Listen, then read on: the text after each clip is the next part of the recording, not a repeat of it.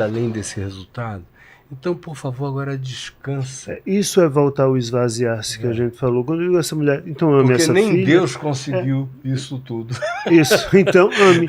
Ou seja, esvazie-se. Não, em outras palavras, aceite sua filha como ela é e a ame como ela é. Se ela se perdeu para isso e você tudo fez e nada conseguiu, apenas ame. Porque não há o que fazer. Porque ou você vai amar ou você vai odiar. Então, como o Caio disse, amar é uma escolha. E aí vale mais a pena amar. Mas o contrário do amor não é a indiferença ou é o ódio mesmo? Para mim, o contrário do amor é o poder. É mesmo? Para mim é. O poder destrói qualquer possibilidade de amor. E sobretudo porque na hora que eu acho que posso, que tenho poder, eu submeto o outro, eu subjugo o outro, eu manipulo, eu tiro a alteridade do outro. O contrário do amor é poder. E não há nada pior do que poder. O poder, olha só que coisa, que frase mais linda. Desculpem, eu sou um cara do Evangelho. Tudo que eu falo está impregnado disso. Certo, tudo certíssimo. Então, uma frase de Paulo em Filipenses, no capítulo 2, sobre Jesus, que diz o seguinte: sendo Deus, olha como coincidência absoluta com o que ele está dizendo, sendo Deus, não julgou como usurpação o ser igual a Deus. Antes a si mesmo se esvaziou. Assumindo a forma de servo, foi reconhecido como figura humana e amou até a morte, foi obediente até a morte, amou até a morte, morte de cruz. Para mim isso assim é uma equação igual a mc ao quadrado do que a gente está conversando aqui. Que é você abrir mão desse poder de manipular, de intervir, de se meter.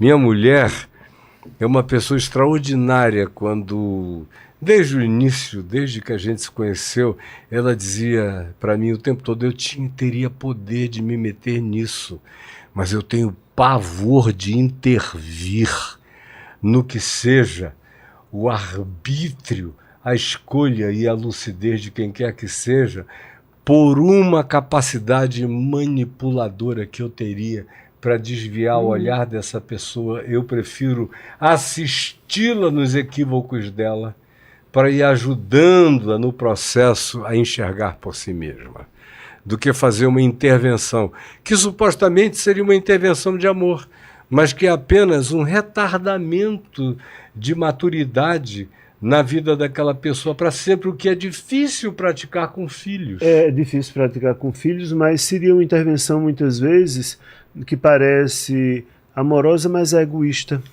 No fundo é porque eu não quero sofrer isso, eu não quero ver isso, mas às vezes ajudar o outro é deixar que o outro pague o preço das escolhas que fez e apenas dizer, eu estou ao seu lado, eu estou aqui, eu não preciso lhe tirar dessa situação, você passará por ela, mas não passará só. Eu estarei do seu lado, perguntando, você está bem? É quase o que você começou dizendo no início do programa. Né? Cada um carregará a sua cruz. É a parábola do filho pródigo, aqueles dois irmãos lá com Jesus. Exatamente isso.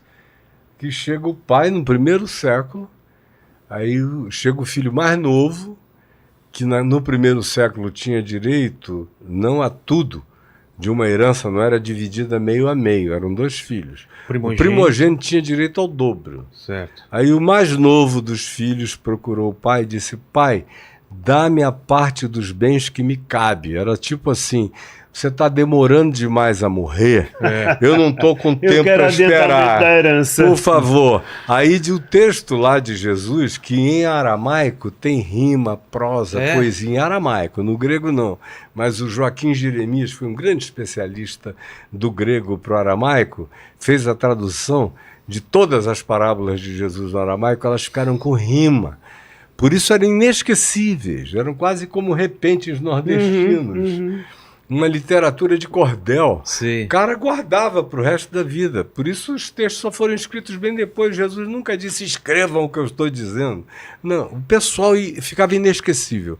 Dá-me a parte dos bens que me cabe. Aí o texto diz, então o pai lhes repartiu os haveres. Ou seja, não tirou apenas a parte do que estava pedindo, ele pegou e resolveu logo o assunto. Morreu, de acordo com o pedido do mais novo, para os dois, e deu a herança dos dois, nas medidas dos dois. E o mais novo foi embora. E o pai amou, mas deixou ir. O cara foi, torrou a grana toda da família que cabia a ele lá numa terra distante, se entregou a todo tipo de dissolução, acabou numa pocilga, sem nada, querendo se fartar dos babugens, das alfarrobas que os porcos comiam até o dia. É isso que os pais não entendem. Até o dia, e o texto grego é muito lindo, diz que até o dia em que ele caiu em si. O cara voltou a si. É essa engenharia reversa, sim, essa metanoia. Ele voltou a si. Voltou assim, e tem o texto grego, inclusive, diz eureka, quando ele diz assim, já sei o que farei. Caiu em si e disse, quantos trabalhadores do meu pai têm pão com fartura e eu aqui morro de fome. Já sei o que farei, voltarei para a casa do meu pai e lhe direi, pai, pequei contra os céus e diante de ti já não sou digno de ser chamado teu filho, recebe-me ao menos como um dos teus trabalhadores. Aí ele vem andando todo andrajoso de longe. E outra coisa sutil, mas bonita, o pai não saiu da janela. O pai ficou esperando que em algum dia, em algum momento, aquele cara aparecesse na linha do horizonte. Uhum. Aí diz, o seu pai o viu ainda distante. Não tinha nem chegado perto da casa. E foi ao encontro dele no meio do caminho, o abraçou e o beijou. E o filho começou no discurso planejado. Pai, pequei contra os céus e diante de ti. Aí o pai disse, tá bom, não precisa continuar. E interrompeu o discurso do filho, chamou todo mundo, falou, olha, contratem a melhor banda da cidade, mandou matar um novilho cevado, pegou o anel da família que tinha sido vendido por qualquer coisa, botou no dedo do cara, sandália nos pés e vestes, levou ele para dentro de casa. Aí aconteceu a pior de todas as catástrofes.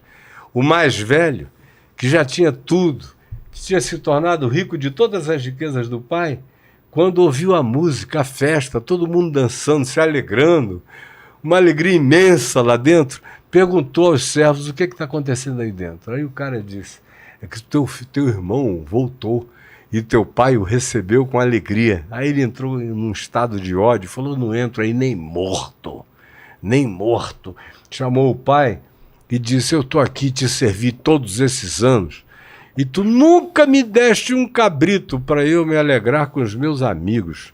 Aí o pai disse, meu filho, tudo que é meu é teu, eu te dei tudo, você não comeu tudo, não fez o que quis porque não quis. Agora era necessário que nós nos alegrássemos, porque se teu irmão estava morto e reviveu, estava perdido e foi achado. Uma das coisas mais difíceis em família é você deixar ir. E uma das coisas mais difíceis também é quem não foi, acolher quem está voltando. Uhum. E que é outra dificuldade do amor.